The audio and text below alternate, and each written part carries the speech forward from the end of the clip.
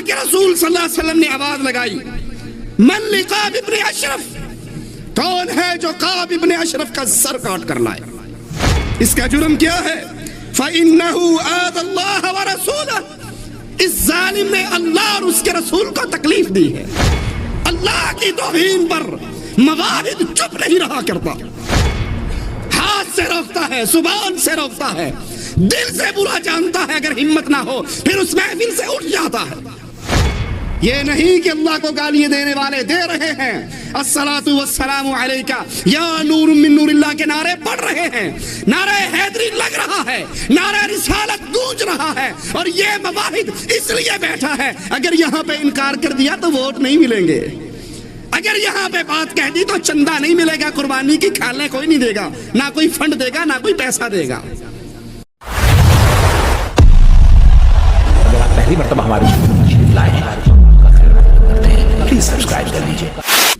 اللہ کے نبی صلی اللہ علیہ وسلم کی سیرت ہمیں بتاتی ہے، کعب بن اشرف یہودی مالدار، بدر کے اندر جب مسلمانوں کو بہترین فتح ہوئی، یہ اللہ کا دشمن برداشت نہ کر سکا، مکے میں گیا، کفار کو بھڑکایا، اپنی مدد کا یقین دلوایا، ان کے جذبات کو آگ لگائی، یہاں بھی اس کی آگ ٹھنڈی نہ ہوئی، واپس آیا، اور واپس آ کر رسول اللہ صلی اللہ علیہ وسلم کے اصحاب کرام کی خواتین کے بارے میں گندے اشعار لکھے۔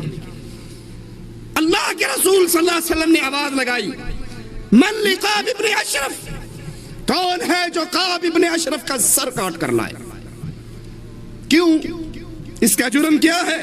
فَإِنَّهُ آذَى اللَّهَ وَرَسُولَهُ، اس ظالم نے اللہ اور اس کے رسول کو تکلیف دی ہے۔ مومن اہل ایمان اللہ اور اس کے رسول کی توہین پر، شریعت اسلام کی توہین پر صبر نہیں کیا کرتے، خاموش نہیں ہوا کرتے، اور جو اللہ کی شریعت کی توہین پہ خاموش ہو جائے وہ غیرت مند نہیں، بے غیرت ہوا کرتا۔ اسی لیے رسول اللہ صلی اللہ علیہ وسلم نے فرمایا تھا دیوس اللہ کی جنت میں نہیں جا سکتا، دیوس اللہ کی جنت میں نہیں جائے گا۔ دیوس کون ہے؟ جو اپنے ماتحت، اپنے اہل و عیال کے اندر بدکاری دیکھے، برائی دیکھے، بے حیائی دیکھے، پھر آنکھوں پہ پردہ باندھ لے، کوئی بات نہیں جی کیا کریں، بیگم ہے نہیں مانتی نا، صحیح، یہ دیوس ہے، اور دیوس اللہ کی جنت میں نہیں جائے گا۔ محمد بن مسلمہ کھڑے ہوئے، ابو نائلہ کھڑے ہوئے، کہا اللہ کے نبی اجازت دیجئے، ہم اس ظالم کا سر کاٹ کر لاتے ہیں۔ لیکن اے نبی اللہ، آپ سے اجازت مانگتے ہیں، ہمیں کچھ الفاظ اپنے بارے میں کہنے کی بھی اجازت دیجئے، کہیں یہ نہ ہو ہم کچھ جملے کہہ کر ایمان سے ہاتھوں بیٹھیں، آپ کے بارے میں کچھ کہنا پڑے گا، پھر جا کر بات بنے گی۔ آپ نے اجازت دے دی، محمد بن مسلمہ پہنچے، اس کو ملے اور کہنے لگے یہ جو نیا نبی آیا ہے ہم تو تنگ آ گئے، کبھی چندہ مانگتا ہے، کبھی صدقہ مانگتا ہے، کبھی خیرات مانگتا ہے۔ وہ کہنے لگا ابھی سے کیا، ابھی تو ابتدائے عشق ہے، آگے آگے دیکھو ہوتا ہے کیا، میں تو تمہیں پہلے منع کرتا تھا۔ کہا مجبور ہو گئے ہیں، چھوڑ بھی نہیں سکتے، تاکہ اس کا انجام دیکھیں، ہمیں کچھ کھجوریں دے دو، کچھ مال دے دو، کچھ پیسہ دے دو۔ کہا اس شرط پہ میرے پاس کچھ رہن رکھو۔ کہا کیا رکھیں؟ کہا اپنی بیویوں کو چھوڑ جاؤ۔ کہا تو عرب کا بڑا حسین، مالدار، تاجر، تیرے پاس چھوڑ کے انہیں فتنے میں مبتلا کرنا ہے؟ کہا پھر اپنی اولاد کو چھوڑ جاؤ۔ کہا اولاد کو لوگ تانا دیا کریں گے کہ 4 درہم کے ٹکے میں چند کھجوروں کے بدلے میں تیرے باپ نے رہن رکھ دیا تھا، یہ بھی عار ہے۔ کہا پھر کیا چاہتے ہو؟ کہا اپنا اسلحہ تیرے پاس رکھتے ہیں، اسلحہ رکھتے ہیں، وہ رکھ لے اور مال دے دے۔ اسی طرح ابو نائلہ نے کہا، اسی طرح باقی صحابہ نے کہا۔ تاریخ مقرر ہو گئی، رات کے اندر اندھیرے میں گئے، اس کو آواز لگائی، اس کی بیوی کہنے لگی اس آواز پہ نہ جا، اس آواز میں سے خون ٹپک رہا۔ کہا یہ بلانے والا تو میرا روائی بھائی ہے اور میرا اس سے عہد ہے، مجھے جانے دو۔ باہر نکلتے ہیں، یہ خوشبوؤں سے نہایا ہوا، اس کے سر کو پکڑ کے خوشبو لیتے ہیں اور کہتے ہیں واہ کیا کمال کی خوشبو لگائی ہے۔ وہ کہنے لگا تو نہیں جانتا، عرب کی سب سے بہترین خوشبو والی عورت آج میرے پاس ہے، وہ میری بیوی ہے۔ پھر اس کے سر کو پکڑتے ہیں، پھر تھوڑی دیر بعد اس کے سر کو پکڑتے ہیں اور آخری مرتبہ اسے اپنے قلعے سے دور لا کے اس کے سر کو قابو کرتے ہیں اور اپنے ساتھیوں سے کہتے ہیں لو اسے اللہ کے دشمن کو کاٹ ڈالو. تلواریں بلند ہوتی ہیں.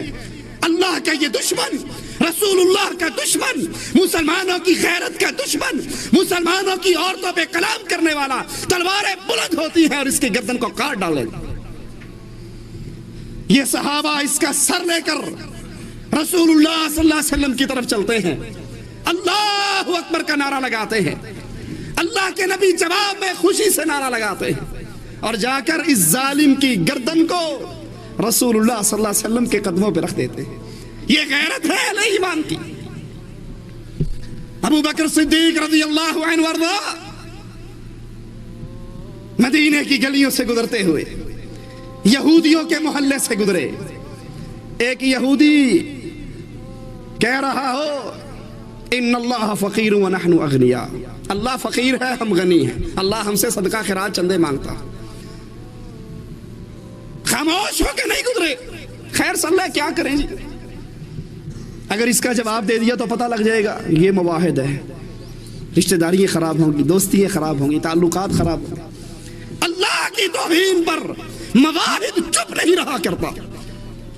ہاتھ سے روکتا ہے، زبان سے روکتا ہے، دل سے برا جانتا ہے. اگر ہمت نہ ہو پھر اس محفل سے اٹھ جاتا ہے. یہ نہیں کہ اللہ کو گالیاں دینے والے دے رہے ہیں، الصلاۃ والسلام علیکہ یا نور من نور اللہ کے نعرے پڑھ رہے ہیں، نعرہ حیدری لگ رہا ہے، نعرہ رسالت گونج رہا ہے اور یہ مواحد اس لیے بیٹھا ہے اگر یہاں پہ انکار کر دیا تو ووٹ نہیں ملیں گے، اگر یہاں پہ بات کہہ دی تو چندہ نہیں ملے گا، قربانی کی کھالنے کوئی نہیں دے گا، نہ کوئی فنڈ دے گا، نہ کوئی پیسہ دے گا. ابو بکر اٹھے، اس کے منہ پہ تھپڑ مارا. اس نے رسول اللہ صلی اللہ علیہ وسلم کو شکایت کی، کہا آقا اس نے میرے رب کو گالی دی تھی. اور مومن کی غیرت رب کی گستاخی کو برداشت نہیں کیا کرتے. وہ منکر ہو گیا. رسول اللہ صلی اللہ علیہ وسلم نے کہا ابو بکر اگر سچے ہو تو گواہی تو دو، اپنے لیے گواہ تو تلاش کرو. کہا آقا گواہ کہاں سے دوں، یہودیوں کا محلہ تھا، مسلمان تو میں اکیلا ہی تھا. قانون یہ کہہ رہا ہے صدیق کو اس تھپڑ کے بدلے میں تھپڑ پڑے گا، گواہ کوئی نہیں. لیکن جب مواحد اللہ کے لیے غیرت کھایا کرتا ہے، زمین پہ گواہی دینے والا کوئی نہ رہے تو اللہ اپنے عرش برین سے گواہیاں دیا کرتا ہے. وحی آئی لقد سمع اللہ، اے محمد علیہ السلام، دھرتی پہ اگر کسی نے فاروق کی بات نہیں سنی، فاروق کے رب نے اپنے عرش سے سنا ہے. اس ظالم نے رب کی توہین کی اور مواحد رب کی توہین کو برداشت نہیں کیا کرتے. اپنے اپنے گریبانوں میں جھانک لیں، ہم کتنے موقعوں پر اللہ کی توحید پہ آنچ آتی رہتی ہے اور ہم آنکھیں نیچے کر لیتے ہیں. کوئی بات نہیں، 9 محرم کے چاول آئے ہیں، اب واپس نہ کرنا بیٹا، اگر کر دیا انہیں پتہ لگ جائے گا وابیاں دا کر رہے ہیں، ہمارے لیے مسئلہ کھڑا ہوگا. لے لو نظر حسین، لے لو، کوٹھے پر پھینک دینا، نہ کھانا. تو کوٹھے پر پھینک دے گا، تیری آنے والی نسل کہا کرے گی بابا جی لے لیا کرتے تھے، کھانے میں بھی حرج کوئی نہیں. اہل ایمان جس طرح اہل شرک کی دعوت میں ننگے، اہل ایمان توحید کی دعوت میں ننگا. کوئی ناراض ہو تو ہو جائے، کوئی لڑائی کرے تو لڑ لے، کوئی نکالے گھر سے تو نکل جائے. وہ محمد کی حدیث کو بھولا نہیں کرتے صلی اللہ علیہ وسلم، لا تشرک باللہ، لا تشرک باللہ ان قتلت او حرکت. ٹکڑے بھی ہو جائیں تو شرک نہ کرنا، جلا دیا جائے تو شرک نہ کرنا. وہ جب بھی اہل شرک کے عمل کو دیکھتا ہے ایسی نعت خوانی کی محفل سے اٹھ جاتا ہے جہاں پر آواز پڑ رہی ہو الصلاۃ والسلام علیکہ یا نور من نور اللہ. وہ اللہ کی توہین کو برداشت نہیں کیا کرتا.